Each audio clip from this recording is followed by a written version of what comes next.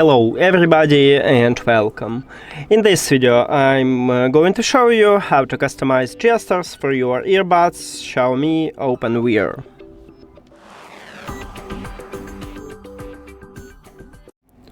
You have to start by open XIAOMI Earbuds application, and of course you need to add your earbuds to the app. Then you will see the same menu. You need to click the gestures here. And now let's starting. So by default single press set to none, and we can add something. Let's say I wanna add volume control. First I click at the left one and I wanna volume down my music with it. With the right one I wanna volume up my music. Then we have play and pause, and with the left one I wanna play previous track, and with the right one I wanna play and pause.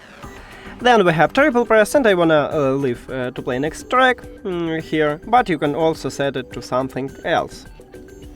And press and hold, we haven't a lot of options. We can or enable ANC or take a photo. So with the left one I wanna enable ANC, and right one I wanna call voice assistant with it, but it's the same as with the left one. And that's it. Thank you for watching this video. If you found it helpful, please consider subscribing to the channel and leave the like on the video. See you later!